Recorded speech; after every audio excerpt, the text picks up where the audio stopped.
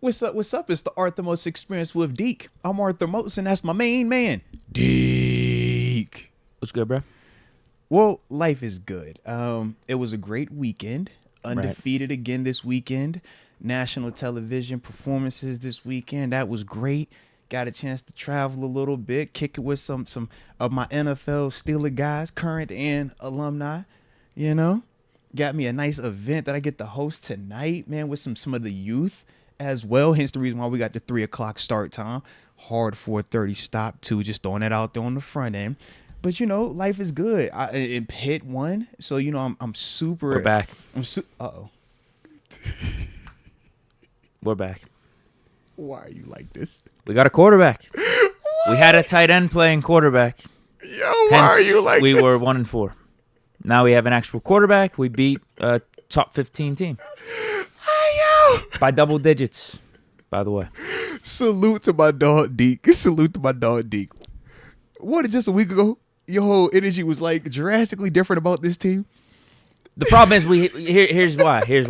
I didn't have much to come back at. Or like, I didn't have much ammo. I'll put it to you that way, because the only game that we won was against some community college or something. Yeah. And we lost every other game against an actual, college football opponent.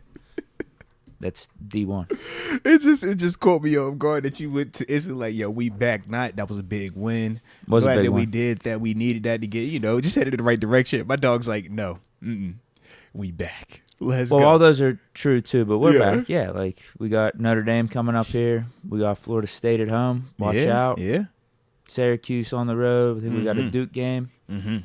All I'm saying is those are going to be competitive. Nah, respect. Wouldn't be respect. surprised about an upset either Let's go. We'll run it up then, man. Run it up. in any of those games. Let's go. Well, little old JMU, man. We had a pretty tough opponent this weekend, Georgia Southern. Undefeated still. Georgia Southern, if I remember correctly, I think it was somebody in the chat talking spicy about Georgia Southern and what they were supposed to do. We took care of business, 41-6. Another ESPN televised, nationally televised game. Moved on to 6-0 now. It was a whiteout game, so that was pretty cool. Had a great turnout. And now we got our first taste at Thursday night. What's the deal with everyone doing whiteouts now? We've been doing these things. For real? Yeah. Now Browns have the whiteout jerseys. I don't know what I mean? about other teams. Like, we pride ourselves on, we're going to wear our colors. We're going to have a whiteout. We're going to have our purple. Then we're going to black you out for the nighttime. Like, we do those things. But, yeah, I've peeped the Browns. I don't really know what's going on with their situation. But, yeah, man, we feeling good, though, man. We got a Thursday night game this week versus Marshall. First Thursday night action. Should be interesting. And then we have homecoming in Deke. I'm happy and I'm sad about homecoming. I was supposed to be on the call for the homecoming game. I had just got a text about an hour ago that it's going to be on ESPN as well. So no longer calling that game. But like I said, it's a good problem to have. Oh, you need to riot. You need to Man, be calling it on ESPN. You dig what I'm saying? But that's the scenario right now. So we keep getting these nationally televised games in. They send the national crews in. So it bumps us regular old people down. But I'm excited about what we're doing right now, man. So, yeah, it was good to see my Dukes take care of business. And then it was a game last night, too, if I remember correctly, too. It was a Sunday night football game. We'll get to that in a little bit, though. Somewhere around the league. We'll get to that. Okay. Yeah, but it was. I mean. What did they say? They don't ask how? Just keep stacking them? I mean. And can I talk about how conflicted I was even watching it? Because you know who's the quarterback for the Giants? That's your guy. That's my guy. Yeah, he should be starting the rest of the games for the know Giants. And who's the head coach over there? Better than Danny Dimes. Look, and who's the head coach over there? That's your Buffalo guy. David. Oh, that's my guy. O-line coach for there, our guy. Multiple people that were out there making plays last night. Boogie Basham, that's one of ours. You feel me? It was a lot of us out there. It was weird. I'm sure that's how it feels when Steelers played Cardinals like back in the day. You're like, bro, these are our guys. Like, it's kind of awkward. No. That's how I kind of felt, man. We want them to play like shit. Fair enough. So I was conflicted because I'm like, yo, y'all do it good, but don't do too good. But do good, but don't do too good.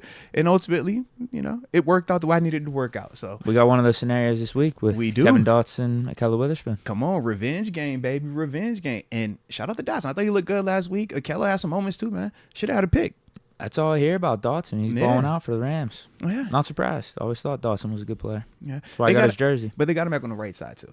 That's his position. He said he loves his said natural that. position. And they're running heavy toss action stuff where he gets to just fire off. He's coming out for this thing, moves well. But yeah, man, they got a nice little running attack right now, man. That's ultimately what got them out of that stadium yesterday. It wasn't necessarily that, slinging the rock. It was, they can't stop this run. Yeah. Which is going to be real. But we'll get to that. But yeah, man, life is good right now, man. Well, life is good. Talk to me more about your weekend, because you wanted to save some of the conversation we were having off the mic for the podcast. So it was a vibe this weekend, man. Was up at Nima Colon for iHeart.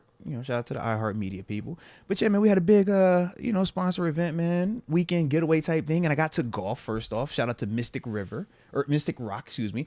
The former 84 Lumber Classic, obviously PGA course and stuff. So I felt real official, Deke. But Deke, it was something that has never happened to me before in my life. And it happened out there. Hole in one. No, I was the best golfer in my foursome, bro. No way. I can't make You were this the up. ringer. It was weird. It felt great because that was probably the best that I've ever played also. Like, I'm sure if I was keeping my own score, I would have broken 100. Nice. Like, I was on that vibe. Like, my putting, my chipping. I hit one of them Tiger Wood ones where you, like, chip, it bounced and then rolled back to about just a foot or two from the... I was like, yo, did I do that? And they was looking at me like I was nice. And when they looked at me like I was nice, I said, oh, yeah, we in trouble. So... Were these former players? No, these were adults. Now... These are like just regular people, that paid to come and golf with me. You're probably building some good business connections there. Well, I actually did, because what I noticed, and this is what you told me, when you golf good in a foursome, everybody's like a lot more like open to talking and networking. So I hit my first driver off the tee, Deke. It probably went about 270. Good. No exaggeration. So they was like, set the tone. So from then on, and I was hot, bro. Like, I don't know what it was. I was hot. Every time I was off the tee box, I'm like, bro, I'm smashing this. Like, their balls was going over there. Mine's down the center, 200, 220, 220. I had my drive of the day. It was in that 275 range. Problem was, where I was on the course, it was like the curve. So, how we talked about like jumping holes, or you can like... Dogleg. Yeah, so I did the jump thing because I was feeling spicy. I low-key cleared it.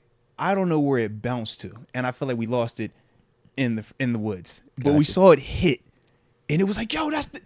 We just could not find it. It went through the fairway. Yeah, it was like bop, bop, and then bounced off and was like, I don't know where it's at. And that sucked. But that was by far my best drive like of my life, man. But I was on one though, man. But yeah, man, the guys were out there, man. Shout out to Donnie Schill. Obviously, man, anytime we get around him, man, great dude. And he said he wants to come back on the show. We've had him up here before. So he's somebody that we potentially get What's back he got up on here, his man. mind? That's what I'm saying, man. He want to talk some DBs. He want to talk some talk, man. I'm like, all right, Donnie. Because there was a lot of talk going on. All right, you had Craig Wolfley. We obviously know Craig Wolfley, man. Shout out to him. Thoughts and prayers are still with him and his family. But then we had Mitch Trubisky. Shout out to Mitch was there. Shout out to Mitch, man. Was he in one of the groups? Bro, Mitch was my guy. I love Mitch. After this weekend with Mitch, that's my favorite. Okay? Really? Shout out to Mitch. All right? Did you guys talk about me at all? We talked about a lot of stuff, all right? But then we had Press. We had Highsmith. Shout out to the sack master himself, Alex Highsmith. Christian Kuntz. Life of the party always, man. And who else am I forgetting? I feel like I'm forgetting somebody. No. I ain't forgetting nobody. We were good. I had them all right there. Yeah. Oh, and Yancey. Digpen. Shout out to Yancey, bro. It was, like I said, it was a solid group, man. It was a solid group. Def was a vibe. But no, man, Mitch the guy. Mitch definitely the guy, man. I like his energy, bro. I had no clue that that's the vibe that he has on a day-to-day. Talk to me. What about Mitch? What is it about Mitch? Well, first off, it's the confidence, right? He gives you the confidence. He gives you that fun. He's just a good guy to be around. I low-key think you would enjoy being around him too, bro. I probably would. Like low-key. My only criticisms of him are on the football field. Low-key. And actually, if anything, I've been speaking more glowingly of him ever since he became a backup than when he was the starter. Trust me, man. And because we had to do some Q&A with fans and Remember, stuff like that. I said Mitch was better than Tua. Think about it. We had some Q&A from fans, and some of that stuff did come up. The kiddie questions were coming up. And I was like, bro, I like how you even answering this stuff, man. But no, it was like I said, it was a dope time with him, though, man. A heck of a dope time, man. Great group. But yeah, bro, I've never been the best golfer in my group before. And I was low-key the best golfer in my group. So there was controversy around that. Cheating. Yes. My group, we ended up 4 under. Now, obviously, like I said, if I'm the best in the group, you can imagine we not winning, right? So we was 4 under. We felt good. That's not bad, though. It wasn't, but we knew, okay, it was a group that had a 13 under. We're like, okay, they came in confident, like, yo, they should win. It was a group that had an 18 under, and we're looking at some of their holes, bro, and it's like, bro, it's no way that y'all are birdieing or 1 under on all of these, and we're watching y'all Like at times. Oh, they're all over the place. Yes, bro. Oh, wow. Yes, So it was yes. the group in It front of was you. like a legit. Yeah, that was a legit thing. And we weren't the only ones that see it. It was another group that saw it too. It was like, bro, that how does that happen? So we were just kind of like, yo, if you gotta do that to win, man, it is what it is. But yeah, technically 18 under one. Who was the notable guy in that group? I don't even remember. That's the crazy part. I don't even remember. But that was also the part where we're like, yo, it's no way that y'all were 18 under, bro. It's no way. It's no way. Y'all don't have a guy in y'all group that's golfing 18 under. Like on that stint. That would carry y'all to that. Like I said, the one time we did it, bro, everybody was going just stupid out there. That was not the case with that group. Right. Yeah. Well, I'm But glad you would had have a been good proud of me, time. though, bro. It You would have been sounds proud like of me, it. man. How was the weather? How was the conditions? Friday- Did any of my tips help? For Yes, how to play in the heck yes. wind? When you and talked about playing in the colder wind, temperatures? 1,000% it helped me out, man. I felt confident. I felt good. I didn't try to kill it. And like I said, it worked out for me. It was a dope day. Now, I was a little bit sore afterwards, though, because that was my second 18 of the week. So, yeah, that part got me. But the next day, we got to drive BMWs with the group. Like, these early, release joints. Yeah, it was kind of fun, man. Were they electric? No. Well, one of them was an electric. But the other ones were like, oh, this is the 2024 version. This is the SUV. This, that. So it was like, all right. Had the little drone out there. I felt like we were shooting a commercial, Deke. So with the rain on the curves and the mountains, it looked good. Did it have you thinking about a BMW maybe? For a second, Swapping it out did. the range? Why you got? I got a range. You got the range, Deke. I don't drive range. You drive range, Deke. I thought that was common knowledge. All right, I didn't think I was exposed. It's a strong possibility. It's common knowledge. Okay, it's a strong possibility I drive range. Okay, yes. But for a second, I thought about it, and then I was like, I love my range. So yeah, but the BMW was fire though, bro. It was fire. But shout out to everybody that was up there, and I got a chance to see some Steelers history. The original or the official Immaculate Reception football. Really? They have it up there. Yes, and I got a chance to see it. It was actually pretty cool. I took a picture of it and everything, man. Was the guy that owns it a part of the outing, or is it being held up there now? No, so I'll tell you the story behind it, then we'll get started, right? Okay. So the Immaculate Conception football. For Anema Colon, it's owned by the lady that owns 84 Lumber. Obviously, 84 Lumber is like big time, Mega Millions, all that other stuff. So she had purchased the ball for $1 million to surprise her father on his 100th birthday. He died the day before. No. Swear, bro. It was like the day before he died. So she had the ball, and yeah, instead of either selling it or throw it away or burying it with him, they have a display. They have like a little museum of like the dad of like all his like main interests and stuff like that up there. And they got a nice little display where it's literally the Immaculate Reception football. It's definitely about 50 years old. It looked like it. But it was just crazy, like, to hear the backstory. I'm like, dude, I couldn't imagine $1 million, $1 million on something as a gift. Person died before you give it to him. Like, God, that sucks. But yeah, so the ball was there. You can still see it. You can't touch it, but you can see it and stuff. I'm like, yo, this is pretty cool, man. That's real cool. Yeah. So in terms of like some Steelers history, it was like, yo, shout out to that Steelers vibe right there, man. That sounds like I need to be there for this weekend. You needed to, bro. You needed to. That seems like my type of vibe. It let it low. PGA Tour type of course. Listen, and when we got to the late night, it was even more fun. All right, because now you got to see these dudes really just unwind. We ain't gonna talk about that up here, but it was a vibe. We'll just leave it at that. It was definitely a vibe. Solid, but shout out to all them dudes, man. And yeah, man, like I said, bro, I'm heavy on the Mitch right now, man. That was a vibe, bro. That was a vibe. So yeah, man. Man, Kenny's really got to start picking it up, or we're gonna be hearing some Stop things it. from you. No, stop it. No, we're not doing that. Are We're you not gonna doing be that. doing Kenny next? We are not doing that, bro. We are not doing that. I'm just because I've rocked with Kenny before. It was, but it's different dynamics. But there are two different stages of who they are professionally. One is trying, this is his first go around of being the franchise, the face of it, the starter, the expectations. Whereas Mitch, he's lived that in Chicago for multiple seasons. Then he had to go. And to he's Buffalo. a dad now. Yeah, so it's just he's further removed from feeling the pressure of the young new can you do it. I think for him, he's already at peace with who he is, and he's confident in his ability. He doesn't allow, and this was the funny part too, like, because you never know how the guys react to the commentary, but it was just dope that he's not a dude that really allows the outside noise to affect his confidence in his ability. Some dudes, like I've talked about before up here, they hear the noise and it'll make them second guess if they're like that or not. For him, it's like, nah, as crazy as the noise has been around him at times a year ago, not once from when I was hanging with him did I ever feel like, he's lacked who he was as a player or what he's done or accomplished to even get here. And that's good to see, because like I said, a lot of dudes lose that at times when you start to receive the criticism, when your play doesn't reflect what you think you're truly capable of. So, yeah. Well, that makes sense based off what we saw from him whenever he had to come in for backup duties. Yeah. Once, like after he got benched, Kenny gets hurt, Mitch comes in, and it felt like he was more confident than He ever. still had the He confidence, was just absolutely. slinging the ball all over the place. Yeah. Sometimes a little bit too much, like in the Ravens game. But absolutely. I at least appreciated that. Whenever he came in, Bucks game, Ravens game, Panthers game, he didn't like lose it. It's not like, if anything, again, I thought he just gained more confidence. He just went out there without a care in the world. Yep. Yeah, and that was whereas it could have went the opposite way. Yeah, very true. After getting benched, and a like lot of times we do see it go the opposite way. But like I said, that was one of the things that it probably doesn't get talked about. But yeah, I did want to come up here and drop that though, because I was like, I was really impressed with that, because just a dude who's been in similar positions where you've been the person, then they draft the guy, and now you got to go through the rotation, or all right, you're the placeholder until he's ready. And even if you don't feel like it was ready at the time, it's like you still got to live with it. You still got to be confident, though. And it was good to see, like I said, for him, man, to be able to maintain that, though. So salute him, man. But with that being the case, good stuff, man. Yeah, man, like I said, it was a vibe, bro. It was a vibe. So, yeah, I'm excited, though, bro. Life is good right now. Life is good in the midst of the chaos. So with that being the case, man, let's go ahead and get this show started the way that we always do. Let us know where you're tuning in from in the comment section. We'll give you those big boy shout outs to start today's show. And don't forget to hit that like button on the front end of this thing and subscribe if you have not done so just yet. And we got a 4:30 stop today, all right? So don't forget, when you get close to 4:30, just know what time we on.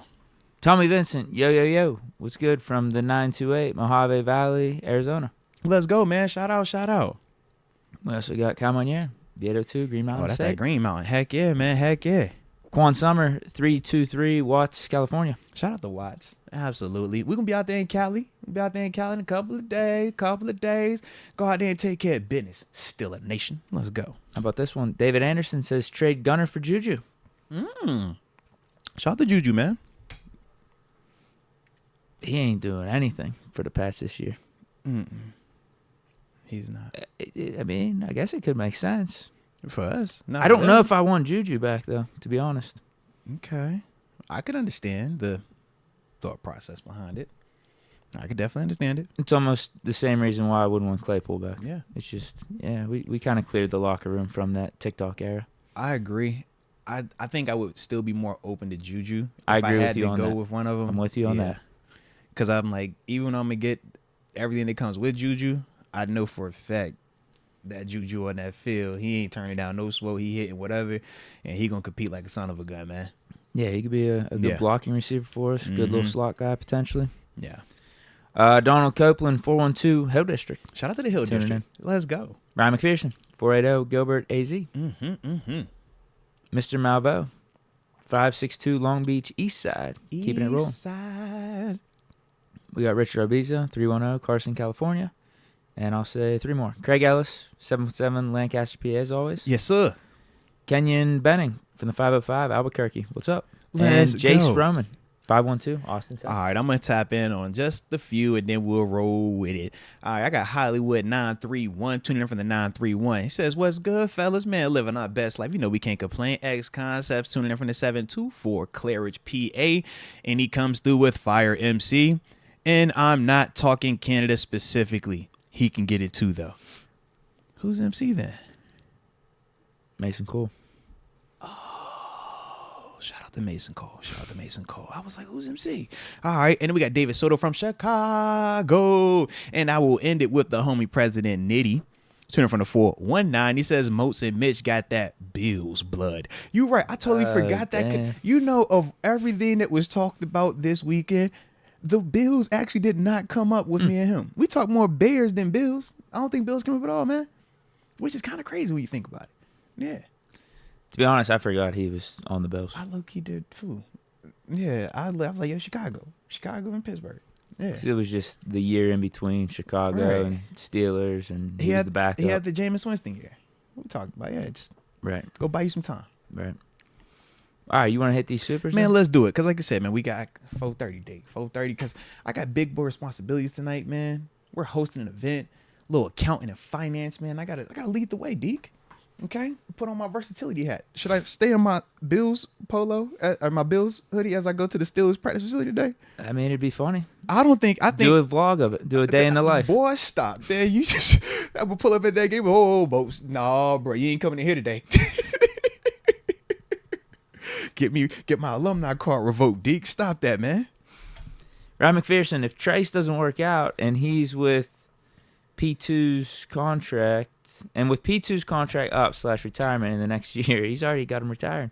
Draft MJ Devonshire from Pitt. Yeah, he went to Aliquippa. That's a quip. I know him. Yeah, shout out to MJ. If we're being real about it, I still feel like we're a little premature on that part of the conversation in terms of if Trace doesn't work out. Let's let my man get healthy first and then let him get a full training camp. Let's see what he can do. And yeah, he probably already leaning to that retirement for P2. That's crazy. It went from PT go age like a fine wine, be here to end out his career to he retired this year. Lord. I respect it though, man. But no, I'm a fan of MJ. So yeah, I'm not against that. But yeah, let's let these first two things play out first. I don't know where Devonshire is going to be getting drafted. I do think he'll get drafted. Mm-hmm. But if you get him in like the 3rd or 4th round, I think that'd work. Mm-hmm. Yeah, I don't know if he's necessarily 1st or 2nd round, but yeah, I like that call. It's still early in the process for even MJ. He was the dude that had the pick 6. Right. But in I'm the saying game. it's early. He's been solid. Right, but what I mean is early is like if he goes ahead these next couple of games and goes even crazier, then that number is going to go up. The stock goes up. So that's why we still got to kind of. I think he'll be drafted. Like, yeah. Yeah, he brings up a good point just in terms of like him being a pro player. Mm-hmm. Almost like my call with Bartholomew, the Pitt tight end. Like I think Mm-hmm. they're definitely NFL players, NFL quality. I'm with you on that. MJ straight though. I like him. Phantom TV, I hope we draft Cedric Van Pran from Georgia. He reminds me a lot of Marquise Pouncey. I haven't watched him just yet, but if he's a Georgia offensive lineman, you know what? You can't be far off. I'll just throw that out there. I agree. Can't be far off. We got Richard Arbiza ready for Steeler Nation West this week. Mm-hmm. Catch y'all at the Terrible Tailgate with Juice Man. Shout out to 2-6, man. Pulling back up to the Terrible Tailgate with the homie Kevin and company over there, man. Good people, man. Also glad to see DJ and McFarland back this week. Yes, indeed. And we're going to talk about some of those guys returning, man. DJ, McFarland, Muth as well, man. So definitely excited about that. Let's go, UW. Looks like Dan Moore is back at left tackle. Yeah, they did have him taking some first-team reps from what I saw. I didn't see anything other than that, though. But granted, I've been in and out. But I did see him taking some first-team reps. I'm not happy about the news, to be honest. I can understand that. I mean, if we being real about it, it's kind of mixed feelings about the situation for a couple of reasons. Personally, I'm excited for Broderick. I want to see what he can continue to do. But at the same time, I don't like how it was going to be perceived as a player. Because the perception would have been that Dan was struggling to the extent that now that he got hurt, now we could just bump you in. That was not the case to me. I looked at the matchups, and I'm like, yo, that matters. I look at full body of work, and I'm like, as a whole, we still have been fine with this kid. So, yeah, we want Broderick to beat him out, but I want him to actually beat him out. Don't just hand it to him because of, all right, this is just a feel good right here. This is going to make a little sense. It's smooth right here. It's less controversy. It's like, no, man, let the dude get a chance to beat him out or let Dan actually get beat out. But at the same time for Broderick, I'm like, man, you played really well in your first full game. Why can't you go out there and do it again? We don't know what you can't do until you go out there and show it. But I think you're really good, and I think you got a legit chance to be, a really good tackle in this league just based on what you bring in terms of your attributes. But that's why I'm kind of back and forth with it. That's where I'm at. Let's just I'm real back and forth with it, man. Now, here's my question to you, though. How does Broderick beat Dan Moore out? Because this isn't the offseason or training camp or preseason Well, part anymore. of how he beats Dan Moore out is this. Number one, he did the first thing that he could do was when you got an opportunity, you got to look good. You can't have bad plays. You can't get cooked. That never happened. So that's the first step. And he looked good in the run game. Yeah. The second step to me personally, it's not more about the practice because like I said, it'd be hard to do that. But it's more so if Dan Moore opens the door. Now, the reason why I don't feel like he's opened the door just yet is because he went against Nick Bosa, Max Crosby, Myles Garrett. Heck, even Will Anderson. all four of those guys, we would all agree we feel are very much better players than Jadeveon Clowney. And that's the player that Broderick Jones went against. So my whole dilemma is, if those two were flipped, could Broderick look as good as Dan looked at times versus that group? Because I've already seen Dan Moore versus Jadeveon Clowney. I already know he could do that. But the question is, can Broderick handle them type of dudes that Dan Moore was having to face? And if we're going to grade them and act as if, Broderick going against Jadeveon is as impressive as Dan going against those guys, that's to me personally where I had like my disconnect with it. But I'm with you. I want to see the young guy out there because I do feel like he played well. It's just, this is the business of it, man. And we're not going to have to go up against those edge rushers for the rest of the season, outside of when we play the Browns again. Yeah. So part of me says for Broderick, that's great. But then I look at Dan Moore and I'm like, so Dan, you're in the gravy train if you were to be back out there also, because you've already went through that murderer's row. Yeah, so if he does start looking bad in the next month or so, it's really time. It's time. Right, because now I can't say you're going against these dudes. Now I'm looking at this sample size saying these are regular guys. If you can't beat them consistently, then yeah, this is what Broderick is here for. But that's my feelings on it personally. Who's the Rams got again? They got. Whew. Right. Mm-hmm. Byron Young, Mm-hmm. isn't that the rookie we were just talking about from Tennessee? Yeah. Yeah, drafted in the 3rd round. AD is their guy. And then who's on the other side? Hold on. Mm-hmm. Michael Hoke? Because Leonard Floyd left. Hoke? Remember, Leonard Floyd is in Buffalo now. That's been their guy. It was Leonard. They have Vaughn. This dude's out of the Ivy League. Okay. No shot to the Ivy League. Shout out to my Ivy League brother, Ryan Fitzpatrick. But yeah, man. Oh, these are no-name dudes. Yeah. These are no-name dudes. But think about the narrative, though, Deke. If you put Broderick out there, Broderick's going to look exceptional, right? And we're going to keep pushing it. But at the same time, I'm like, Dan Moore's going to come out here, and I think he could look good He out should. here, man. Yeah. He should. And that's my Anything whole, less than that. Right. If he doesn't look dominant versus them type of dudes, then yeah, that door is officially open. But I personally think that Dan Moore is going to look just as good versus them as Broderick would look just as good versus them, I think. But that's the situation, man. That is the situation. Let's go, UW. It's time to reset the clock on AB News. He got arrested for not paying child support. See, I was trying not to talk about that at all today. Me and Deke had talked about it. We came in. I was like, yo, we're not going to bring that up. We're going to let it vibe out. Yes, let's go, UW. That is very factual. That did take place. But he is out on bond. So there's that. All right. Hopefully he will. And he should have enough to pay that child support based off the screenshot of his bank account he showed us like a year or two ago. But right? That was also prior to the reports of him not paying his players and his AFL team that got kicked out of the league for not paying their fees for being a AFL team or an Arena League team. Well, he should still have that money then if he never paid them, right? I mean, he never paid the mover, remember? And that was a whole ordeal when he got arrested for that, flipping out on the delivery dudes like, yo, I want my furniture or whatever it was, and he ain't paid. It's like, all right, it's a lot of that. It's a lot of that surrounding my dog. So I'm hoping that he has to have the money. I think it's just an issue of him understanding it's why a him he needs thing. to pay. Yes. Right. It's a fetish. Yeah. He just doesn't like paying people. You called it a fetish. We've heard the other report of he feels like what he brings to the table is bigger than him having to pay for whatever the service agreement was. Because he's a name. I get it, Here's but the problem. It needs to be discussed and agreed upon prior to said decision being made. It can't be made afterwards. Right. Yeah. Not only that, but is AB promoting for these guys then after the job is done? Because I don't see that at all. Okay, man. That's your man's. That's your man. I just stay out the way, bro. I just stay out Like the if way. AB's doing Instagram posts for like the moving service after the moving service is complete, like I could get that. It's like, oh, that's some big I'm just advertising. staying out But the way, we're not bro. even seeing that at I all, just right? be staying out the way. I don't know what's up, but no, I stay out the way, bro. They be like, yeah, what was AB like? He was great until, he left the team. And now we see my man's, he's just going through it a little bit. But that's one of them things, man. Everybody goes through a phase when you leave the game. Everybody goes through a phase, all right? Some is just more public and a little bit more out there than others. But no, it's real, man. It's real. So I'm hoping that my dog will get back where he needs to be. Tommy Vincent, he said he says AB should marry Jada Pickett. They be super toxic. Ain't that the truth? Boy, every time she talk, I'm like, Lord, Jada, chill. Yeah, God. basically she loved every other dude she was with more than Will. What Will? Like, God, dog. Do you gotta say it on camera every single time? Like,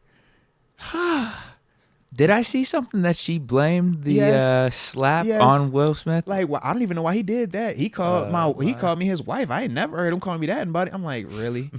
So this man done ruined all this stuff, and you His gonna reputation. act like you don't know why he went up? Like, come on, son. What are we doing? Yeah, bro. Let's get UW. These refs need to start being held accountable. The refs shouldn't be deciding games. Yeah, they were pretty bad yesterday at a lot of spots. I mean, until you have full-time officiating, you're going to naturally have human error. You live with it when it's against you, and you love it when it's in your favor. And, yeah, that's how I be feeling about it. There were just so many times. I just sat on the couch, it's a hung lot, over bro. as hell, Yeah. watched football all day. There was just so many times. It'd be hilarious where Mm-hmm. they'd call some ticky-tack penalty. They'd Yep. run the replay over in slow And it's motion. bad, The bro. announcer would be like, yeah, I really don't see the penalty Yep. here. And then they'd bring in the officiating expert And and he talk would to him. agree, yep. He'd be like, yeah, that was a bad call. I Yep. don't know what they were seeing there Yep. either. It'd be like a big 15-yard No, penalty or seriously, something. man. Absolutely, bro. But I feel like that is where we are right now in the NFL. They penalize. They're hypersensitive on quarterbacks. They're hypersensitive on hits that are violent, and we saw that multiple times yesterday. Obviously in the Bills-Giants game, but throughout Sunday, There were some bad ones in that if Niners-Browns. you hit the Really bad quarterback, ones. they're penalizing you, and if you have a violent collision with the receiver, they're penalizing you. But we can't act as if this isn't a byproduct of how we've been viewing it as consumers. They have adjusted the rules to continue to be more appeasing to the consumer. And now it's to the point where I think the consumers are getting a little bit annoyed It's like this ain't with even the fact that it's football too anymore. much. Dudes are making clean hits. And But this is fouls. what NFL defenders have been saying for the past 5 to 10 years. It's just now we're starting to see it affect some of these, teams in not nice ways more frequently, and now we're getting more of the commentary. But eventually, that's the only way it's going to change. The consumer, the fans, y'all the ones who got to get pissed off about it. Y'all the ones who got to really voice that, because we've been on this. When they first started talking about defenseless receivers and how we have to hit them more like so they can duck, move, and do all this stuff, and it's on us to hit them correctly still. When they start talking about hitting a quarterback and you got to land like this, not too high, not too low, it's like, okay. And then you tell the referees, this is an emphasis. We're going to put an emphasis on this. Yeah. So where we at right now, man? The one that's getting me recently is the illegal man downfield. Okay. Not even associated with the play at all. I Yeah. forget what was it. They've caught it a couple times now. Was it in the Sunday night game? But I might even saw it, It was a couple I saw times earlier. throughout the day. But I've been seeing it a lot over the last 2-3 Mhm. weeks, even month of this NFL season. It's ridiculous. Like these dudes, I guess it's 1 yard from the line of scrimmage Yeah. they can't go past.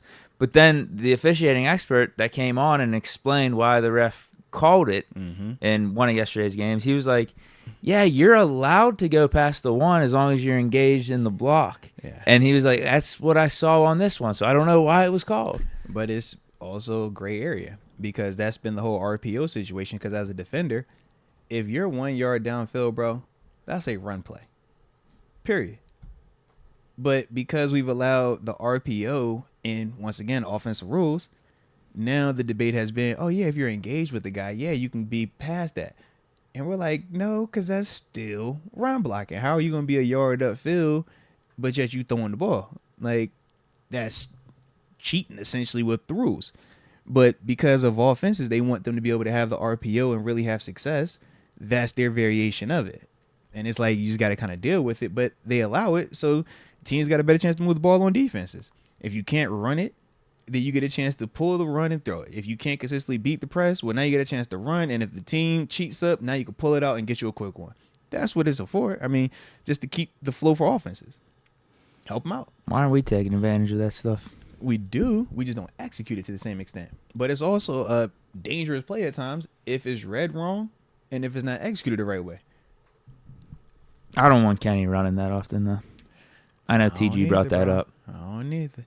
To an extent. That obviously would help RPO stuff, but Yeah, but you got to have, like you said, that QB run element is more prevalent with that offense. Yeah. come on, yeah. Saw that Kevin Dawson's rated the 4th best lineman in the league by PFF. Happy for him, but sucks we couldn't make it work with him here. Wonder why. Well, I first I'll just be wondering why we pick and choose the PFF when we want to support it, when we not going to support it. You bringing up he's the 4th best lineman with PFF. How do we view PFF? Maybe he doesn't have to be the 4th best lineman, but he's playing good out in the Rams by all accounts. He's playing well, but if you're not intimately watching him and you just get this report, your mindset is naturally conditioned to say he's playing well. I could say the same thing when he was here. He was playing well. I thought he was too. Right, I thought he was fine. But what was everybody conditioned to say? Yo, he's not playing well. He's struggling. It was the issue. We got Isaiah Motley. We got that he gave up last year. So that's my whole thing. This perception of he didn't work here, or he couldn't play well here. I never felt like that in the first place. So that was my whole ordeal with the Cow personally, man. Yeah, I don't think that it's a surprise that he's playing well out there, nor is it a surprise that he's at the natural position where he even told us on this show. Right guard is where he feels the most comfortable at. So, yeah, man, I'm not surprised by that. But, yeah, I don't put a ton of stock in that PFF thing, man, because we're going to praise him right here for them saying he's the 4th best. And if they give a bad Kenny rating or a bad Pickens rating, we'll be up here crucifying him. Shoot, we was crucifying him when they said T.J. Watt wasn't the best defender. T.J. Watt didn't have the best score in his game versus the Myles Garrett. Like, we talked about this. This is the same PFF, baby. That's not just PFF, though. That's basically every national media outlet these days. Sucking off Myles Garrett. Skydiving heck. Cooper Kupp versus Pat P. Should be interesting. Yeah. I don't want it to be. Stop the run, and we need this pass rush. Stop the run, though. Yeah, it's not only Kupp. We got to look out for this Puka dude. Yeah. But stopping the run is priority number 1 first, man.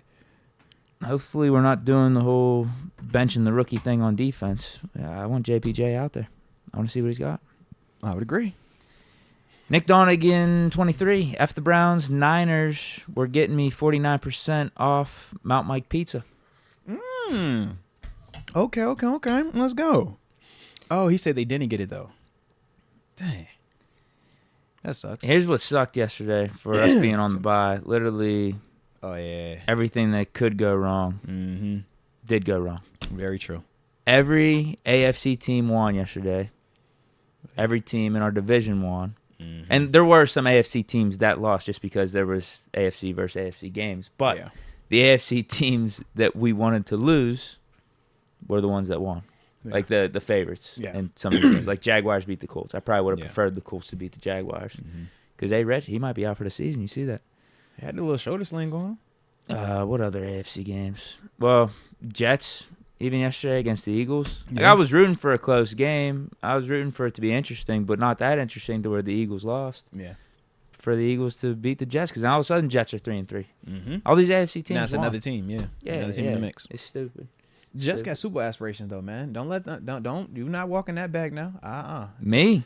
Not you. I'm just saying as a whole, the NFL community. You're not walking that back. Hard knocks, everything. Jets are Super Bowl contenders. They still got a top 3 overall draft pick at quarterback. They got an elite defense.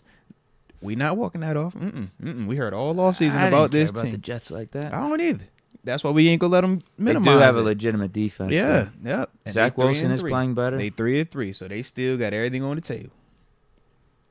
Well, that's what I'm saying. I mean, their schedule lightens up, so they might be competing for a wild card at some point. Yeah.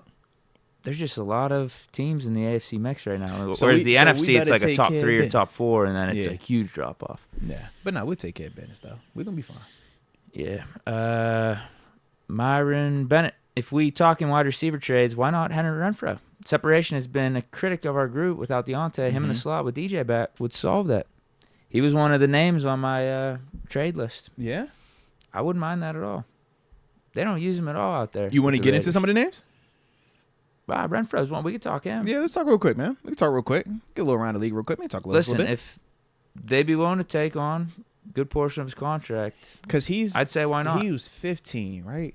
15 per year, or was he 14 per year? It was in that range.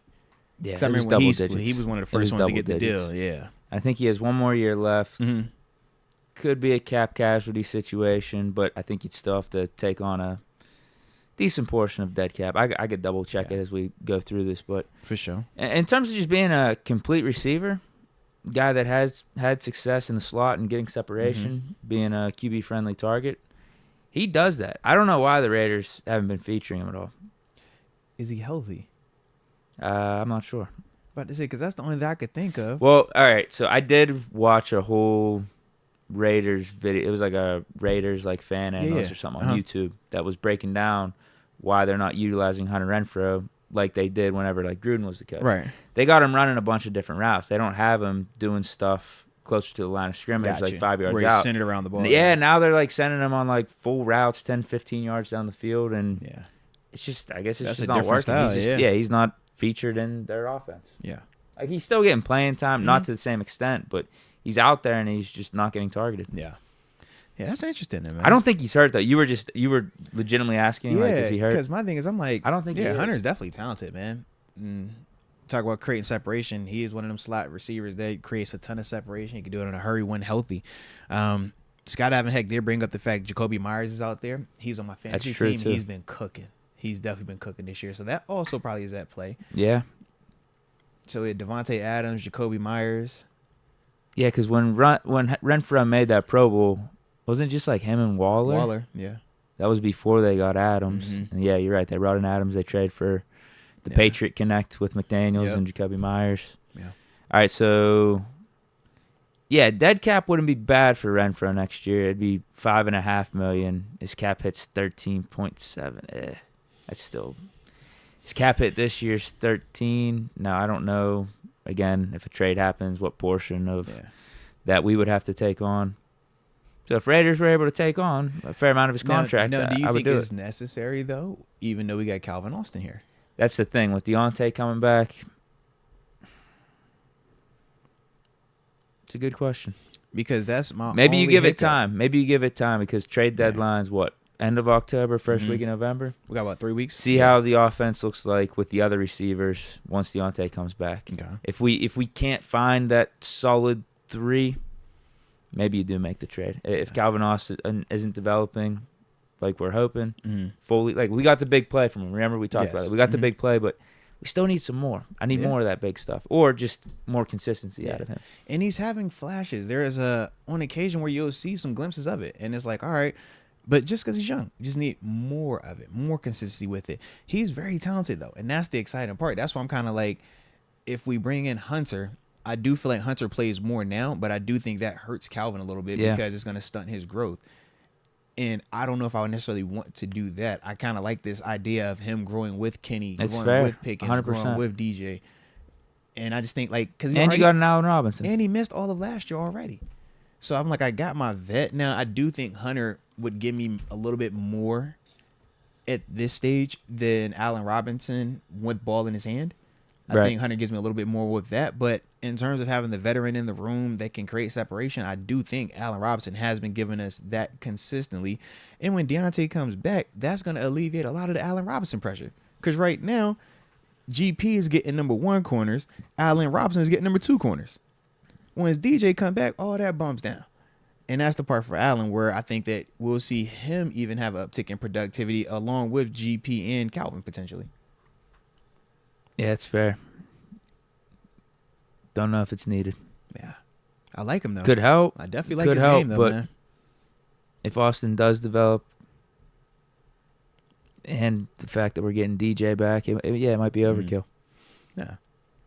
But like I said, it just depends on what we're trying to do. If we're exclusively focused on winning this season, regardless of what it would do next season and going forward, then you make the move. You bring in Hunter Renfrow, you say, hey, Calvin, F your feelings, F your development, figure it out on your own time, and we're going to go with this thing. But that is going to have a negative effect on this dude, being that he did not play at all last year. And here we are 5 games in and already, drastically minimizing his role by bringing in a guy that does exactly, what we would be looking for him to do in terms of being that slot guy, creating separation. So, yeah. Yeah, the thing Austin does that Renfrow doesn't is obviously take the top off of defense. Correct. But I think what this offense is looking for more right now is some quicker completions to help Kenny out and help get this offense moving at a better rate. Yeah. And Renfrow can do that. Renfrow does that at a very high level, man. That's why he's been compensated like that. That's why he's been viewed how he's viewed like that. Yeah. Okay, that was Myron Bennett. And then Ryan McPherson. No, I'm a fan of P2. I want him to play for us until he retires. I thought he said he would retire in the next few years. I mean, technically he did. It's just been a little bit different start than we were all anticipating. That's all. Let's go, UW. He also threatened his arena team with a firearm while he was the owner. I didn't know he had a firearm. I knew he said he wasn't going to pay him. I said he had a firearm. Okay, I'm going to just leave that one alone. Zine and Bowie, how y'all been? Moats and Deke, hope all has been well.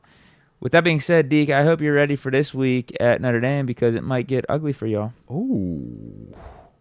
No, Notre Dame's next week. I think Notre Dame's on a bye, though. Okay. So if he's a Notre Dame fan, that is the next game for Notre Dame. Respect. Who does Pitt have? Pitt does play someone this week. It's away. I think it's Wake Forest. We got them. Not worried at all. Let's go. Zine and Bowie gifted a Moats membership to President Nitty. Shout out to Zine and Bowie being a rock star and President. You said President Nitty, right? Yep. Welcome to the upper room. Yes, indeed. Anthony Sixto. I like this. At least the first sentence here. Let me see. He says, offense seems to be struggling league-wide. Teams like the Steelers can always be in striking distance. What's your thoughts on the league struggles? Shortened preseason, temporary, or trending back to defense? To me personally, I think the shortened preseason to an extent have an effect. I also feel like defenses have caught up to an extent of just being less about the heavy risk reward. You got to end it or win it right now. And what I mean by that is teams used to be super aggressive, right? Play cover one, we're going to blitz you, we're going to heat you up. But we've seen with the Mahomes, the Josh Allens, the Joe Burrows and company, that's not the way to beat them. The way to beat them is to play a too high shell and make them have to snap the ball 15 times every single drive. We see that not a lot of teams consistently are willing to do that. They're not patient enough to do that. It also takes the air out the game. It's going to make it a slow, every possession counts. Think about the past couple Chiefs games we've been watching, right? Past couple years. They've been a lot more of that slow pace, teams playing the too high shell and make them have to just execute. And then what? End of a half, end of a quarter, or end of a game, that's when Mahomes is like, you know what, bump it. I'm going to just take over. This has happened long enough. That's why, we've seen a lot of these offenses struggle. But then the other part is I think offensive line play across the league is down right now. Like when the O-line can't protect versus the way these pass rushers have continued to keep coming out, that's another big reason why some of these offenses struggle. When you don't have time to sit back and throw it, or when you're getting hit and sacked so many times, it's like, for context, right? Lamar Jackson, when they played us last week or a week ago, Alex Highsmith had 11 pressures on that kid, bro. And that's versus Ronnie Stanley, who is viewed as a top 5 left tackle in this league. So for context, it's like, if that's a top 5 guy, now granted we know he was leaking some oil, but it's like if that's a top 5 tackle giving up 11 pressures in one singular game, should have had 2 sacks, one guy called back. It's like, imagine the rest of these dudes. We talk about our Dan Moore. I'm like, Dan Moore, if y'all look around the league, Dan Moore is not what y'all think he is. Dan Moore is actually a good player, man. Broderick, it's like, yo, we're trying to get that developed, right? But I think that's also a big reason why some of the quarterbacks struggle. We even see that here with Kenny. He struggles at times because of the pressure. And there are multiple elements at factor as well, but that is one of the things that we've seen. Yeah, it affects him negatively.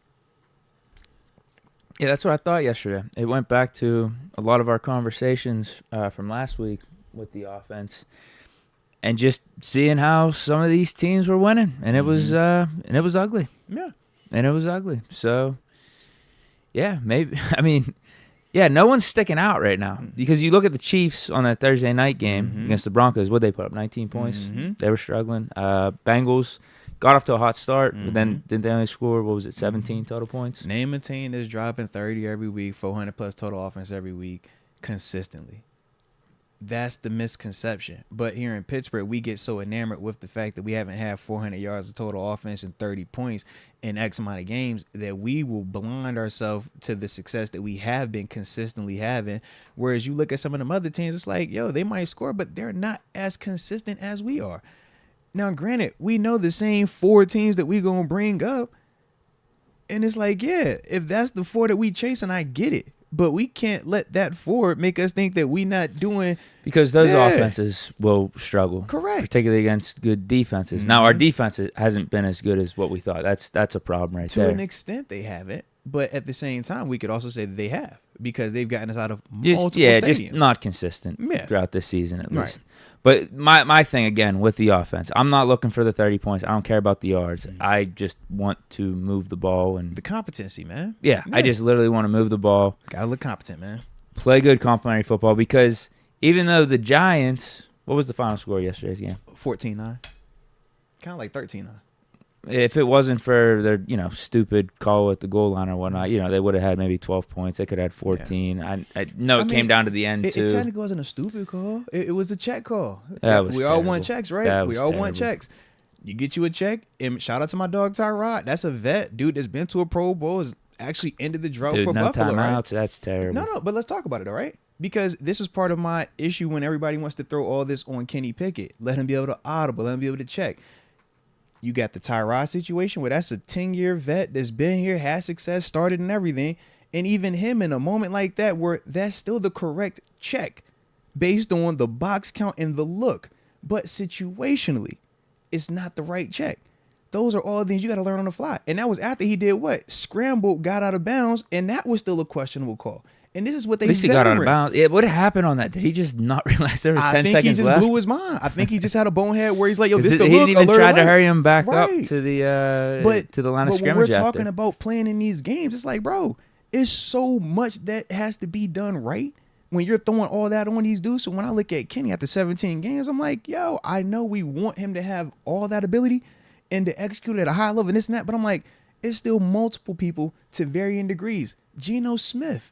Another dude, right? Comeback player of the year, $100 million quarterback, has played really well at times.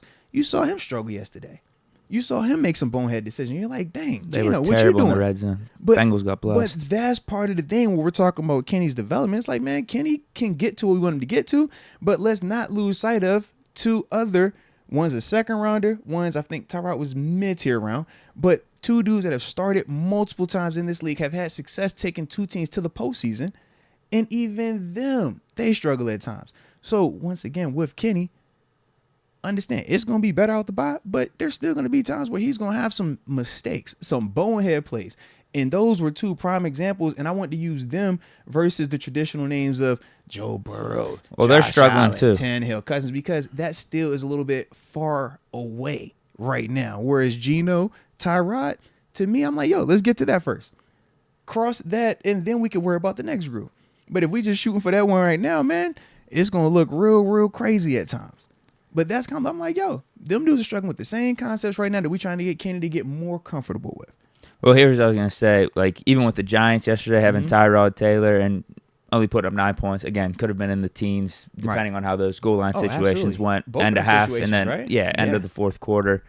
But them, even the Jets, like, they didn't put up many points, but their defense balled out. Yeah. What I can at least say about those offenses is they moved the ball. They did. Right. They definitely did. They actually looked good, like that's competent. What we want more they didn't have the 30 points, but they looked good. Moved the ball. I can't say good to the fullest extent, but they just moved the ball. They looked like an NFL offense, right? They look like they belong. Yeah. Whereas 4 out of the 5 games this year, it hasn't even looked like that for us for the majority of these games. Yeah. But which would you rather have? What do you mean?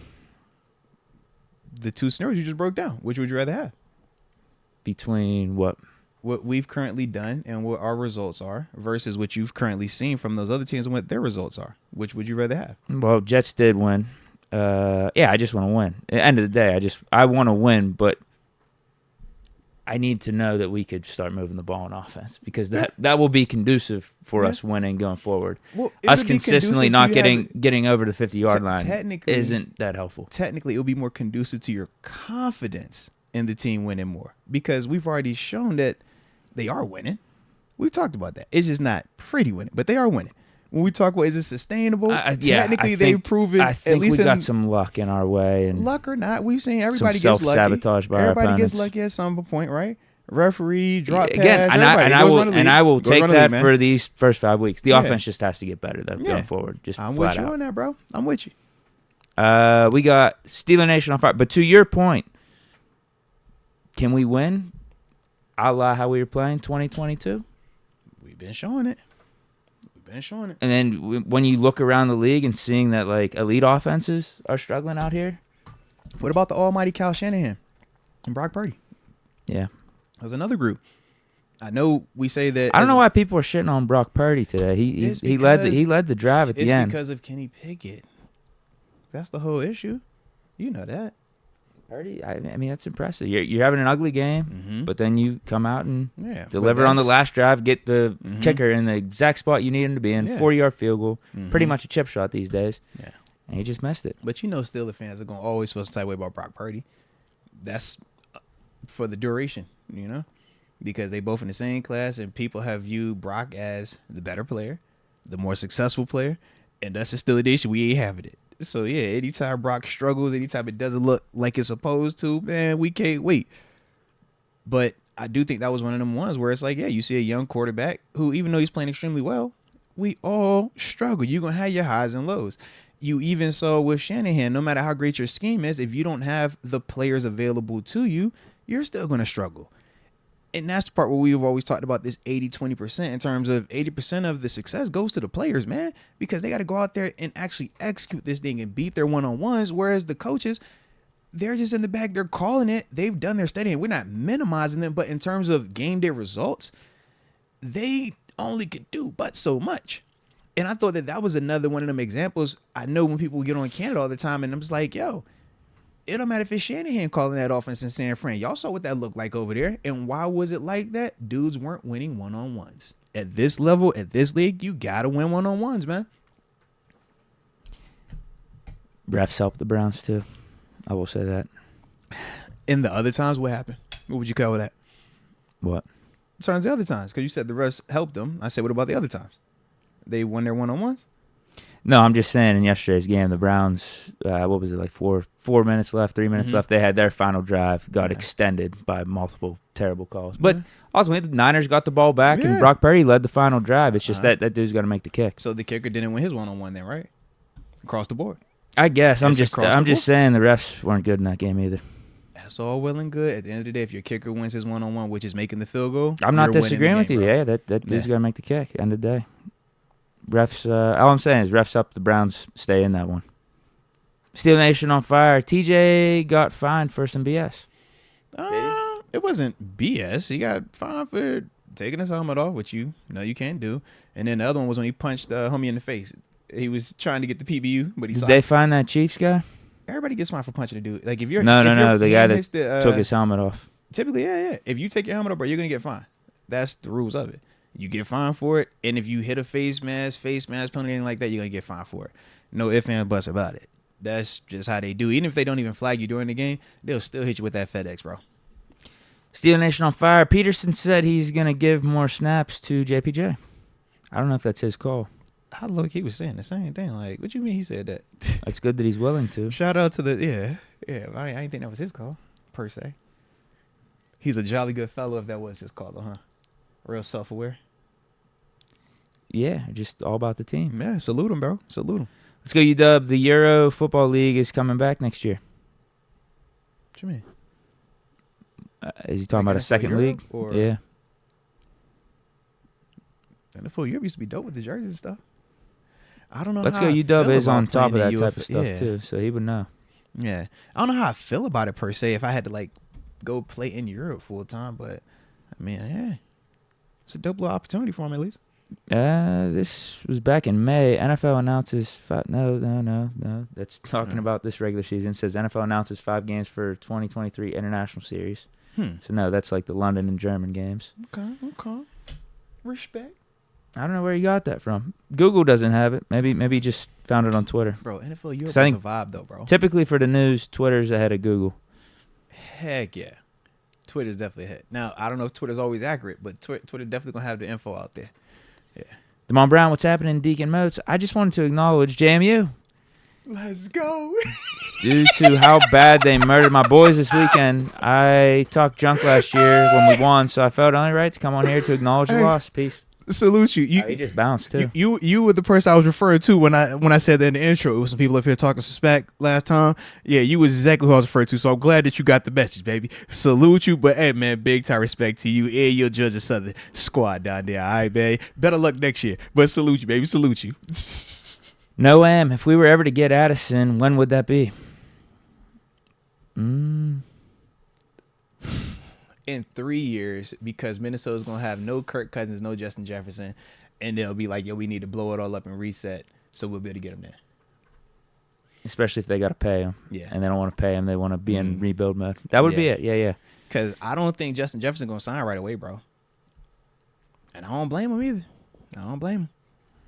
Let's go. UW clarifies, says it's an independent European football league. Oh, sweet. Okay. Nah, that's dope. So like though. the XFL Europe. Yeah, that's dope. USFL Europe. They also did say, I had to have seen this like a month ago. Mm-hmm. USFL, XFL combining? I saw reports. I just didn't know how accurate it was. But I did see that as well. I'm all for it if that's the case, too. Yeah. Because I think, League Super they're Bowl. better together than they are, like, independents. Fran Bradford, hear me out. Likelihood of Saquon potentially signing with us next year. Could just let Tutu walk away or try and trade for Saquon this year and give him an extension. Just spitballing what y'all think. I don't hate it. Trust me. I seen Saquon. He a dog, bro. Saquon, man, he had some moments yesterday. I'm like, bro, easy, big fella. Easy. All right. So, yeah, I'm all for that, they had that one man. drive. They just kept feeding him. Yeah. And it was like, yo, we don't have an answer for that one. Not right now. Our All Pro is on the shelf for the year. So, yeah. But, yeah, I'm all for that, man. I don't personally want to do the trade and give him an extension. I would rather try our luck, just with him as is on the open market. And if it works out, it works out. If it doesn't, we're not losing any sleep over it. But, yeah, I ain't tripping on it, though, man. Because Saquon, he's nice. Yeah, if we, let Najee walk and sign Saquon for less than 10, I'd do that trade. Yeah. I think that'd work. Mm-hmm. We got, let's go, UW. Thoughts on the NFL considering putting a Super Bowl in London? I saw that. I know they talked about initially major cities for Super Bowls. I love it, but I don't at the same time. Yeah. I love it from a global standpoint. I love it for like the excitement of, yo, we're in another country, man. This is another big event. It's going to generate even more eyes, which for football, that means more money, right? Even for us as media people. You start tapping to a London fan base, that's just another market, another demographic. So from all of those perspectives, like, I love the concept, but in terms of us as consumers, I like it on our home soil personally. This is like our thing. So yeah, keep it here. Yeah, and I feel like it's easier travel for the domestic, fans. Time zone stuff too. Yeah, when you start going abroad, it's like, all right, are you gonna have the Super Bowl? Now it wouldn't be at 9 a.m. for us, but we know there is a time difference. But I also just think of the fans that travel to the games, or even just the local people in the States that travel to the games. I've been to a Super Bowl when it was in New York. I'm not going to a Super Bowl in London per se. Like, that's different ass. Yeah. Yep. Yeah, you bring up good points there. I think end of the day, it's like, though, bro. Yeah, we made the NFL. Like, why are we making it hard on us? Yeah, to watch the biggest game. They definitely it hurts us more than it helps us. Yeah. But for the NFL as a brand, as a conglomerate, oh, I get it 100%. Do London, then do one in Tokyo. Come on, bro. Right. Like, that's the next spot. Get you one in Germany. Like, you hit all these major spots like that, man, and turn football into the global icon that they want it to be, because that's what the NBA does. But the difference is the NBA doesn't have their finals in these other countries. They just do their Olympics or their World Cups. That's what we don't have. So that's why we do some of this stuff. They naturally have a lot of like international players and Correct. stuff too. Right. So when you think about how their leagues are set up and how their international or even Olympic style play is set up, it's just more eyes on it. Whereas for football, American football, outside of America, you're not playing this game in these other countries to that extent. So that's why we do a lot of the outreach of, let's go over to these other countries and show Toronto, Mexico, London, the EU. Like, that's our approach to it. But doing something like this would almost be like when the U.S. let the NBA players do the Dream Team in '92. Yes, because you think about every fan that's growing up right now, if they're in London and Super Bowl happens, that's going to create a we're not just giving you these regular season games anymore. Like, this is the best of the best, the two best teams. That's going to create a whole new level of fans and ultimately athletes to come and keep the game going, because grow that's the the other sport. part. I I get the thought. Like I said, from that standpoint, I love it. I just don't want to start seeing teams in other countries and stuff. Because they gotta be insane. I looked at Jacksonville and I was like, they're testing the Jacksonville theory out. That's why they had them stay for 2 weeks this year, and it worked for them. It sucked for the Bills, right? So it's like you see they're trying to do that. I just don't know how you're gonna make that sell of, hey, Arthur, you're drafted to the London Jaguars. I'm like, bro, what? Not just you're drafted, not just you're leaving your state. I'm like, I gotta go live in another country. Right. That's a lot, bro. And then every time you playing home versus away, the travel with that. Like, it's just a lot of logistics that they gotta work through. Yeah, that would be getting stupid. Unless, I guess you could start making the seasons like 24 weeks long, having multiple buys for teams, but now who does that benefit? And then you start having games maybe every day of the week. So once again, who does that benefit though? You could start doing that. That's great for the consumer. That's great for the bottom line. Who does that kill? The players. If they're getting more money, though. No, it's going to kill your shelf life. And that's what they want you to see. Hey, man, we're going to pay you more money. Yeah, but if I'm playing X amount of games extra, you're cutting off my years. So if it's already 2.5 is the league average, and that's what you add in an extra game, you talk about adding 4, 5. No. I'm not saying adding extra games. I'm saying add extra like bye weeks and for the travel stuff. Okay, you get what I mean? Yeah, that's what you mean, man. Okay, so have it at 17 games or maybe bump it to 18 because they're already thinking about 18. But you see how you just flirted with bumping it to 18. I don't want to do that, but you already know the league's talking about that. 16 was a lot, but now that's how it goes. So as a whole, NFL knows, man, 1 extra game, 2 extra games, bro, I don't have to pay these dudes as much as I want to. That shelf life continues to stay or get smaller. From a business standpoint, I love it. Consumer standpoint, I love it. That's my alumni and me talking. Don't mind me. But that would be the way to try to offset hurting the players with all the travel and weird weeks and stuff. Like, install 3 or 4 bye weeks. Very true. But then we're probably talking about having like 40 teams then, because then you're having like London have a team, like you mentioned, like big cities around the world. And then whenever you play outside of the U.S., you got to have some bye weeks or something installed in for the travel to make it make sense. Right, logistically and even just for the players' health and whatnot. No. Not Sure says, thoughts on Colorado versus Stanford game? Nothing like listening to Moats and Deke while coming up from work. No, man, salute you, bro. It was a dope game. Stayed up to 2 a.m. watching it. Dope finish, man. Shout out to the young receiver. Was it Eric Lemanor? I think that's how you say his last name. Nah, he was cooking, man, but it was a good game. That's football, though, right? Up 29-0. 29-0. When we talk about executing, when you talk about not taking your foot off the gas and stuff like that, like, yeah, it's real, man. But it's also a good learning experience, and that's the part that I always love for both parties. Stanford is like, bro, no league's too big. Key fight, 1 play at a time. And then for Colorado, it's like, yo, nobody cares. What was the Instagram post by Shador? He was selling merch at halftime. He was selling merch. It's like, bro, y'all, all right. Nobody's going to give y'all the benefit of the doubt. We know this, so y'all better plan accordingly, man. Finish them games we supposed to finish them. But shit, we'll be for a fact. And they still had it went to overtime. Shador made that stupid pick. Yeah, you just kicked the field goal. Right, just bonehead a little bit. But, yeah, as a whole, it's like, yo, they know what they're capable of. I just think that's one of the ones where it's a big learning experience, though, man. That's the first time in a minute where you've got to that and you've been playing out front as the big puncher, and it's a lot easier to come back. It's a lot harder when you're the guy that's out front. Now you're being hunted, you're being chased, and I think that was their learning lesson from that, and hopefully they'll, not have it happen again. But yeah, that's real, man. Fun 6000 Steeler fans had a field day with Purdy yesterday. Facts. Yeah, like I said, I didn't really understand. Purdy, they couldn't wait, bro. He did all right in the fourth quarter. He literally did what he had to do without his top weapons out there. Debo Samuel McCaffrey. He was passing it to Jennings. He doesn't have Debo. He doesn't have Trent. He doesn't have McCaffrey. This is what he looks like. And they was changing his face to Zach Wilson. I was like, that was one of his worst games that we've seen. But again, it was an ugly game. Yeah. Away at Cleveland. Cleveland goes up. You need a final drive. Just get your team in field goal range. He did that. And I respect that type of stuff. Now, again, is he getting help with the system and the players? Yeah, sure he is. But I do legitimately think he's a solid quarterback. Yeah. A2A style. What's up, Moats and Deke? What's happening? Moats, I'm still serious about that stock thing, bro. No, respect. I know it's a process for the future, but don't forget about me, LOL. I'm also working on your boy Shaq Leonard's Let's go. MCMC Customs as we speak. Ooh, fire. And I just want to let you know, I'm going to be hitting you up soon too, man. I had seen a cat do a custom pair of shoes, man. I'm like, you know what? I want to get a pair of customs for you. And I'm real specific about it, so I'm going to hit you up, though, later on, man. But, yeah, definitely, though, man. I'll definitely checking out his shoes, too, man. Shout out to the homie, Shaq Leonard. Let's get it.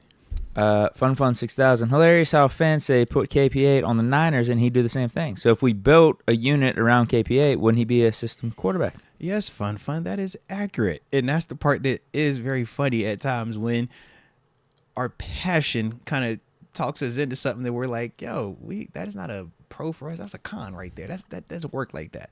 Sometimes our passion for Kenny has us go at other people, and we talk to the point where you're like, yeah, you essentially just said the exact same thing that he would be. We get it, though. We get it. And I am with you, though. I will take him being assistant quarterback all day, every day. If we are winning and he's balling out, I could care less. I truly could care less. I'll leave that to other people to decide if he's system quarterback or whatnot. Well, we talked about Brady, right? Exactly. It was brought up with Joe Burrow. Like they got systems. Mm-hmm. They got systems in place. Matt Stafford has a pretty good system with Sean McVay out there. Big facts. Let's go UW. It's an independent European. Oh, I already read that. Rod just giving us some support. Salute you, Rod. I don't even know what that is, but he looks pretty cool. He's waving back at me, so I'm waving back to you, man. We got Let's Go UW. Is it too early to have our Thursday night game against the Pats flex to a 1 p.m. game that's going to be an ugly game? I wish it would go to 1 p.m. just because I like the Sunday rather than the Thursday. But I don't know yet, man. I don't know. Because they're two big brands. That's the other part, man. Did they? Yeah, they did agree they can flex Thursday night games. Yeah, multiple ones now. Yeah, and it doesn't have to be network related either. So, yeah. I like Thursday night games. Yeah. So I wouldn't mind keeping it. Like I said, it's going to be a vibe either way, man. But those are two like big brands in terms of Patriots, Steelers. If Patriots keep losing, I could see them doing that though. If they're like 1 I think it's later in the season, 1-8 or 1-9. When do we have them? Yeah, November. Okay. So a couple weeks. We have Titans for our first Thursday night game. I think it's like a month later. Then we got the Patriots. Okay. Nah, respect. Donovan LaRue, I don't know if you talked about it, but how serious is the TJ injury? The finger thing. Yeah. So the finger thing, I know he said that he's going to get surgery post-season. So that's good. I like the fact that he finished the game with it. So it wasn't like it was something that... Popped it right back into place, he said. I mean, it sucks. It's going to have its impact, but it's TJ Watt. I don't put anything past that, man. Honestly, we've all played with some jacked up fingers and stuff like that. Tape it up, man. Do what you need to do. He gonna be straight though. This TJ Watt, bro. That's just how I feel about it. It's TJ. I'm sure he'll be fine. It didn't seem to affect him that much. Exactly. Yeah. His stiff arm looked good. Yeah.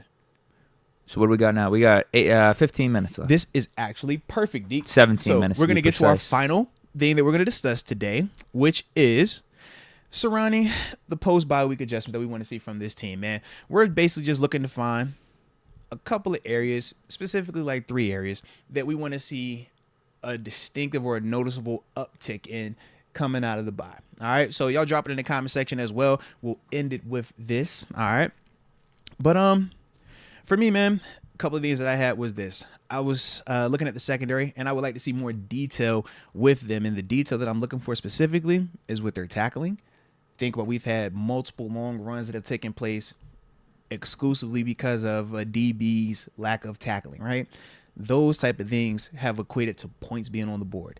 Field flipping plays. We got to tackle better. So that was the first thing. The second thing was the communication when they're passing some of these routes. With the way that we've been rotating our personnel with some of the groupings that we're using, you have to talk with different people. You got to be on the same page communication-wise, though, to make sure that we're tighter in some of these coverages that we're running, so that way we're not having multiple receivers with 100-plus yards and dudes that we don't even feel should be having that type of success against us. That will ultimately hinder that. So we need communication, better communication on passing some of those routes. And then the last thing I had with the secondary was with the personnel groupings. I talked about it a little bit right there. We use a lot of groupings. Either we need to get all on the same page or we need to minimize said personnel groupings, because there are times where it's a lot of miscommunication, but there's also times where it's more so I don't know how you're reading this, or I don't know how you're going to play this every time. And I do feel like that has had a little bit of a negative impact, but that's a byproduct of some of the groupings that we've used. Multiple inside linebackers, multiple safety groupings. We just got a lot of different bodies out there right now. And yeah, it's a lot harder to play fast when you're questioning, how does he see that all the way? Do you see like that thing every single time? So that's the big thing with the secondary. So first thing was secondary detail. Second thing that I want to see in terms of the uptick, my man KPA, Kenny Pickett, more so the management of him. I want to see continued selective shots from him. I don't need him to go out here and try to be crazy with it. Selective shots. Pick and choose the spots. It doesn't have to be a lot of it. I also want to see just more of the easier reads on him. Can't give me 4 stop routes on 3rd and 8. I need better than that. And that's on Matt Canada. I need better than that. But give him more just easy read, easy completion throws. I think that will help his rhythm. I think that'll also help his confidence out. Give him some high-low reads or something like that. It'll help his confidence out. So that's definitely one of the things. And for him, just be you. I feel like at times I question how much he hears along with when he's out there, especially in the first couple of games, the mindset of this is how it has to be versus this is how I do it. And I think for him, and when you're early in your career, we all go through that phase. What is expected versus how I do it. And I think for him, as long as he can just continue to be who he is and not try to be what we think a variation of a QB1 is or what 7 was or anybody else, I think for him, man, he will thrive.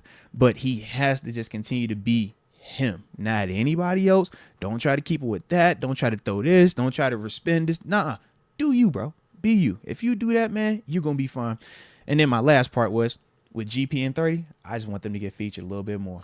We can start scheming that up a little bit better. We saw glimpses of it in the second half versus Baltimore. We've had a whole bye week now. That needs to be seen a lot more because those two guys have shown that they give you the best chance right now to move your offense on a consistent basis through running game and passing game. So I would like to see a lot more of them being featured going forward out the bye. I like that. Mine are pretty simple, and we've talked about these last week in a way, and it doesn't look like 2 of the 3 are happening. 1 was Fire Canada, 2 start Broderick Jones, and in fact, we got the opposite of Fire Canada, bro. Yeah, 3 start JPJ. Yeah, there was a report that came out that we have no plans on firing Canada, and he's going to be the guy for us going forward, which is fine. Whatever. I mean, we know that. I'm a Matt Canada fan now. It's all we got to work with. I hope he improves. So to play off, I guess, what did I say my third? I didn't say the third one. Third. Yeah, second was start Broderick Jones. Doesn't look like that's happening. Dan Moore might be getting the start this week against LA. And then the third one would be have JPJ start for the defense. But like the reasoning behind each one is like the Fire Matt Canada thing. It's like this offense just needs to be better. The schemes, the play calls all need to be better. And yes, the players do need to play better too. O-line needs to improve. Receivers need to get open. Kenny needs to hit some more reads, hit some more guys. Pretty much as simple as that. Like offense, just get back to being competent like you were at the end of 2022. That's it. So it's everyone there. Deontay's coming back. That's naturally going to help. Muth coming back. That should help. The O-line, I offered my solution as my number 2 here with Broderick Jones. Like, I think if you put Broderick Jones at left tackle, that should help the O-line, particularly in the run game. James Daniel getting healthy. Hopefully that helps, but I don't know if that solves our center issue we've been having these first 5 weeks.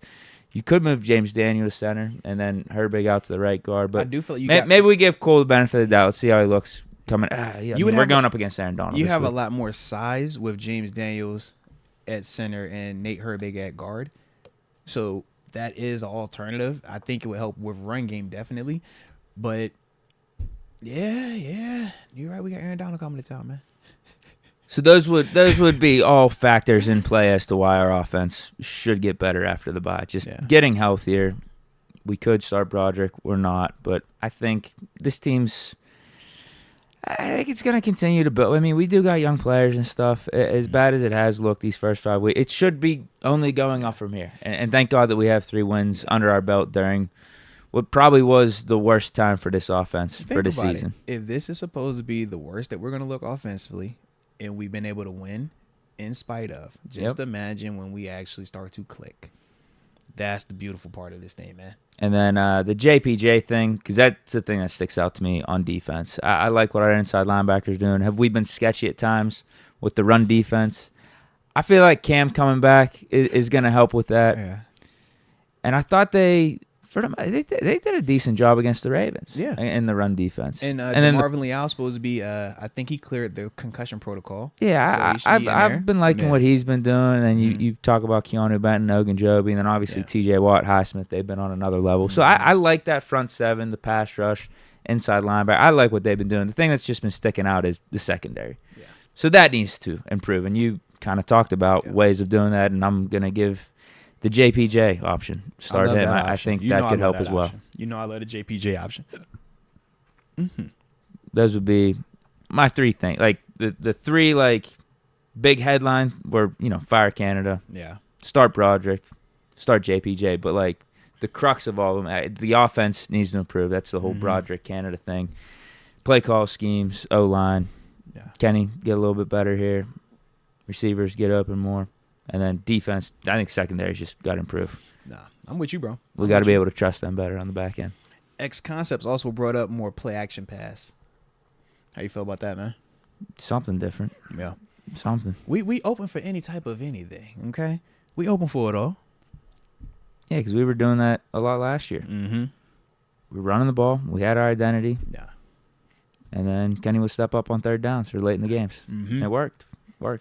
And we also know when the running game does become more consistent, the play action pass will be a lot more effective. And we saw that also in the second half of the season versus first half. So, yeah, we got some options with that thing. Lonnie, I see you asked when is Cam coming back? We don't know just yet. We know he had surgery. So that's one of the reasons why for him it was going to be a little bit elongated in contrast to Anthony McFarland, who was back at practice today, Deontay Johnson, who was back at practice today. Both of them dudes been on IR, so they start their 21-day window. That's the difference. They weren't surgical, from my understanding, whereas obviously with Cam it was surgical, so that's just going to naturally take a little bit longer. But they initially said about 8 weeks, right? Initially that was, I thought, what the synopsis he said earlier for him. Yeah, he said it was going to be a quicker timeline than that, but we're coming up on the 8 weeks. Right. This is going to be week 7. Because we said it was supposed to have been the game after the bye. Yeah. So we shall see with that, though, man. We shall see. Rod Dollar also brought up more two-back formations. I love that, man. Najee and Jaylen Warren out there together. We've seen some of the stuff that they were able to have success with in that Ravens game. I do think that is something that we could utilize more of.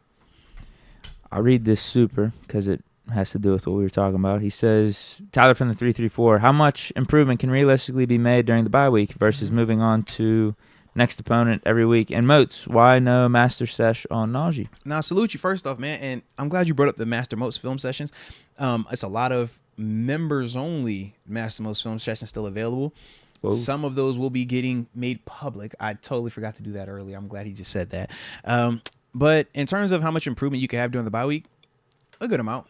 It's more so that bye week you actually take a break from looking ahead, because every week you're looking ahead, but now you actually have no opponent, so you get a chance to self-scout. So you get a chance to see what things are we doing that are positive, what things do we need to expand upon, what things are we doing that have been hurting us or that we might have the perception is a good play and is actually not so good. Is it a physicality thing? Do we need to be in pads more versus not in pads? Those are the things that you get addressed during the bye week. And then personnel decisions, right? We talked about Broderick versus Dan Moore. Prior to the bye, you might have thought one thing. Then during get to the bye and then get a chance to actually look back play by play, snap by snap, and they're like, you know what? We don't have to make this move just yet. We feel good still. So those are some of the things, like I said, that will take place during the bye that will realistically help you. Now, in terms of why was no Master Most film session on Najee, I don't know. I told you I deleted by accident the George Pickens and Kenny Pickett one. So, yeah, since that happened, man, I kind of was like, I don't want to record anything right now. But, yeah, it wasn't that personal. Yeah, I ain't got no issues in terms of recording Najee film. I also think to myself, what do y'all want to see more of? I think more people want to see 30 tape than 22 tape right now. Well, people might want to know how bad Canada is sabotaging Najee. That's what they want. See, and that's the other part. I feel like they do be fishing for that too. They be like, yo, drop that Canada what he's doing wrong tape. I'm like, can I drop it what he's doing right and wrong tape? No, I want that. So I'd be like, I'm going to stay away from it. You could do that. I don't think they want it like that though, bro. I think they just want like Moats, grab the pitchfork with us and let's run. Ah. And that ain't my energy right now, man. We got John Easton saying, number 1, tackling, 2, commitment to running the ball, and 3, clock management. Nah, respect, man. I like all 3 of those personally, man. Those aren't bad. Not bad at all. We got a couple other good ones. There was one I was laughing about. Hold on, let me find it. Fun 6000 said, "Nah, I need to make a Najee one. I'm gonna look into it. I'm gonna think about it." Pittsburgh Toddy 86 says, "Get a rolled up tube sock and some duct tape for Canada." Oh, yo. They say, "You're not doing anything else. You're not gonna look at our players. You're not talking to our players. You're done." We also got Blink the Patuzzi. He's with TG. He says more design QB runs if the O-line can tighten up. It does add a whole nother element that you have to defend for defensively, and it would help the offense out. But I just feel like Kenny's already getting blasted. Yes. I was like, you're going to put Kenny in more harm's way. I don't He doesn't have the body type of Jalen Hurts or Josh Allen. I was agreeing. Because there's even times with Josh taking some shots yesterday. It's like, yo, bro, you don't got to get hit like that always, man. Jalen Hurts too, but their frames are Lamar Jackson is fast enough to dodge some of this. And even his frame, you can see he's bulked up this year in comparison to what he's been the couple past years, man. He's not running it as much as he has been either. Definitely not. That's why they brought in this new guy. Yeah, that Monken dude. Absolutely, man. Kyler Murray, I'm just trying to think of like running quarterbacks where they've done design runs. I don't even think they've done it like that for Kyler Murray. Yeah. And he's fast enough to evade guys. Yeah. He gets real, bro. He gets real. Who else? There's not too many. Because it's not sustainable. Like, bro, these is grown, man. Yeah, like we Ben. Fire on people, man. Ben, if he ever had to do it, it'd be due to just straight improvisation. Seriously, I'm like, he'd be shaking defenders off and have to run. You start saying, yo, that quarterback is that he's running the ball, and it's like you're not protected anymore. Cam. Good luck.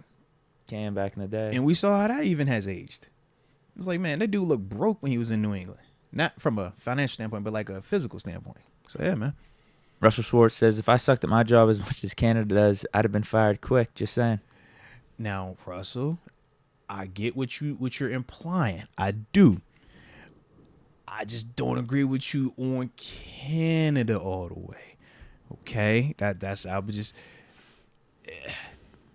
Canada, I mean, they ain't get here overnight, you know?